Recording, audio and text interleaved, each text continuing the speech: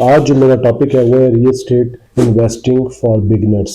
वो नए लोग जो रियल एस्टेट में इन्वेस्टमेंट करना चाहते हैं वो कैसे रियल एस्टेट में इन्वेस्टमेंट करें। बहुत ज़्यादा लोगों से मेरी डेली बेसिस पे बात होती है और ये जो क्वेश्चन था, ये क्वेश्चन काफ़ी ज़्यादा लोग कर रहे थे कि हम रियल एस्टेट में इन्वेस्टमेंट करना चाहते हैं। उनकी अगर अलग जॉब है, कोई इंजीनियर है, कोई डॉक्टर है, वो साथ रियल एस्टेट में इन्वेस्टिंग करना चाह रहा है, तो वो कहाँ से आगाज करे, कहाँ से स्टार्ट करे। सबसे पहली चीज रियल एस्टेट इन्वेस्टमेंट में देखी जाती है कि आपके पास इन्वेस्टमेंट कितनी है। 5 लाख से भी इन्वेस्टमेंट रियल एस्टेट में स्टार्ट कर सकते हैं और 5 करोड़ से भी स्टार्ट कर सकते हैं। ये आपके ऊपर डिपेंड करता है कि आपका बजट क्या है। अगर आपका बजट है 15, 20, 25 लाख रुपया, आपने कोई जॉब की है, आप या किसी और बिजनेस में है और आपने सेव किया है और आप ये चाहते हैं कि आप कोई चीज़ लें, खरीदें और उसको टाइम के साथ बेचें ताकि आपके पास एक अच्छी हैंडसम अमाउंट ऑफ इन्वेस्टमेंट आ जाए और फिर आप अपनी ज़िंदगी की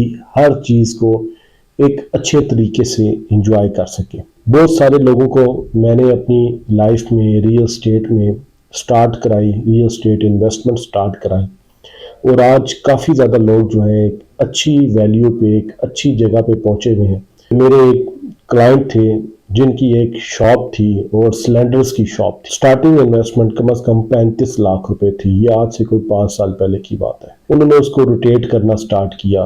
मैंने पहले उनको एक प्लॉट लेके दिया, फिर दूसरा लेके दिया, फिर तीसरा लेके दिया। जब भी प्लॉट प्रॉफिट पे जाता था हम सेल करते थे, फिर दूसरा लेते थे, फिर तीसरा लेते थे। 4 साल बाद उनका जो 35 लाख था, जब उसमें प्रॉफिट ऐड होता रहा तो 2020-21 में एक बहुत बड़ी तेजी भी आई थी रियल एस्टेट में। उन्होंने तकरीबन उस 35 लाख रुपए से इन 4 सालों में 2 करोड़, 2.25 करोड़ रुपए तक वो अपनी लिमिट को ले गए थे, इन्वेस्ट और री इन्वेस्ट करते करते करते करते। आपका बजट, एक एग्जांपल देता हूँ कि अगर है 40 लाख रुपए का, आपने ये देखना है कि आपने किस जगह पे इन्वेस्टमेंट करनी है। जब आप रियल एस्टेट किसी भी एजेंट के साथ, आजारी बात है, आपको खुद तो नहीं पता कि मार्केट में क्या चीज सेल के लिए आ रही है और क्या परचेज के लिए आ रही है, और ना ये आपका बिजनेस है और आप अभी बिगिनर है, स्टार्ट है, तो आपने किसी अच्छी प्रोफेशनल रियल एस्टेट एजेंट या रियल एस्टेट कंपनी को ज्वाइन करना है जो ऐसे ना हो कि आपको गलत जगह पे फंसा दे। ऐसे लोग हो जो आपको वो चीज लेके दें जो दोबारा सेल भी करके दें। देखिए, मार्केट अप भी होती है, डाउन भी होती है। लोगों को ऐसा भी हुआ है कि 2022 के बाद के जो परचेजिंग की थी उससे लोगों को नुकसान भी हुआ है, रेट नीचे भी आए। मगर अगर आप 5 ईयर्स की हिस्ट्री देखते हैं, 5 ईयर्स का आप आउटपुट निकालते हैं, तो लोगों ने एक अच्छा खासा पैसा कमाया एट द एंड। आप सबसे पहले एक अच्छी रियल एस्टेट प्रोफेशनल कंपनी, आप उनसे मशवरा करें कि आप इन्वेस्टमेंट करना चाहते हैं, आपको कहाँ पे इन्वेस्टमेंट करनी चाहिए। आप वहाँ पे प्लॉट लें, फिर आप उस बंदे के ऊपर जिम्मेदारी डालें कि देखिए मैं आपसे प्लॉट ले रहा हूँ, आपने लेके देना है और आपने बेच के देना है।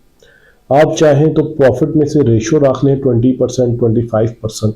चाहे तो आप मेरे साथ एक कमीशन परसेंटेज तय कर लें कि खरीदने और बेचने के बाद आपको प्रॉफिट कितनी परसेंटेज या इतना कमीशन आपको मिलेगा। और जब मेरे पास कोई चीज़ रीजनेबल आती है तो मैं किसी और को नहीं देता, मैं सबसे पहले अपने इन्वेस्टर को कॉल करता हूँ कि ये चीज़ है, इसमें इतना प्रॉफिट मार्जिन मौजूद है, इसको हम पिक कर लेते हैं, इसको महीने 2 महीने में हम आगे सेल कर लेंगे और इतना प्रॉफिट हमें आ सकता है।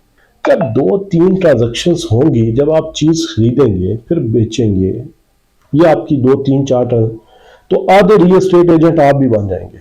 आपको भी पता होगा ये क्या हो रहा है। बहुत ज़्यादा इन्वेस्टर्स को मैंने देखा है, जब 3-4 ट्रांजैक्शंस होती हैं, उनके पास जेब में पैसे आते हैं, तो अपने आप को तुरंत खान समझना शुरू कर देते हैं। वो ये समझते हैं कि उनके पास अकले कुल है और वो क्योंकि डॉक्टर भी हैं और साथ उनके पास पैसे भी हैं, और तो ये काम तो बड़ा आसान है, ये काम तो मैं खुद भी कर सकता। जब खुद करते हैं तो वो गलत जगह पे फंस जाते हैं। गलत जगह पे कि वो रेट की जो असेसमेंट है वो सही नहीं कर सकते, लोकेशन के हिसाब से वो सही प्लॉट नहीं ले सकते, या मार्केट से थोड़ा सा रेट अप में खरीद लेते हैं, दोबारा उसको सेल नहीं कर सकते। जो रियल एस्टेट एजेंट होता है वो सुबह 9 बजे ऑफिस आता है और रात को 9 बजे जाता है, तो उसको पता है कि उसने मार्केटिंग कैसे करनी है। उसका एक्सपेंस हो रहा होता है वेबसाइट पे, फेसबुक पे, यूट्यूब पे, गूगल पे, आपका अखबार में, ज़मीन.com पे, हर जगह पे उसकी एडवर्टाइजमेंट होती है। उसके पास क्लाइंट्स आ रहे होते हैं तो वो चीज़ें सेल कर रहा होता है। जो आपका रियल एस्टेट एजेंट है, आपका उसके साथ इतना पर्सनल रिलेशनशिप बना लें कि वो आपसे आगे पीछे ना हो,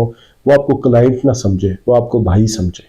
मेरा फर्स्ट जो इन्वेस्टर था वो आज भी मेरा इन्वेस्टर है, और मैं समझता हूँ ये बहुत बड़ी कामयाबी है। मैं उनकी खुशी गमी में शरीक हुआ, वो मेरे खुशी गमी में शरीक हुए। मैं उन्हें कहूँगा कि आप एक दफ़ा जब भी आप फैसला करें कि आपने इन्वेस्टमेंट करनी है, आप मेरे दिए हुए नंबर पे कॉल करें, मुझे बताएं कि आपके पास इतनी इन्वेस्टमेंट है और हम इन्वेस्टमेंट रियल एस्टेट में करने का प्लान कर रहे हैं, हमें क्या करना चाहिए। उस पर हम एक चाय का कप इकट्ठा पियेंगे, डिस्कशन करेंगे, मशवरा करेंगे, और फिर एट द एंड हम जाके उस पर डिसीजन लेंगे कि हमें यहाँ पे इन्वेस्टमेंट करना चाहते हैं। रियल एस्टेट में इन्वेस्टमेंट करने के लिए एम्पायर होम्स के दिए हुए ऑफिशियल नंबर पे कॉल करें, एम्पायर होम्स के टीम मेंबर से रब्ता करें। इंशाल्लाह आप जब हमारी टीम से मिलेंगे तो आपको वाकई लगेगा कि आप एक प्रोफेशनल टीम से मिले हैं और एक बेहतरीन टीम है जो रियल एस्टेट में काम कर रही है। और आखिर में मैं आप तमाम लोगों से रिक्वेस्ट करूँगा कि अगर अभी तक आपने मेरा चैनल सब्सक्राइब नहीं किया तो प्लीज़ इसको सब्सक्राइब करें, ताकि रियल एस्टेट से मुतल्लिक लेटेस्ट वीडियोस आपको मिलती रहे। Thank you.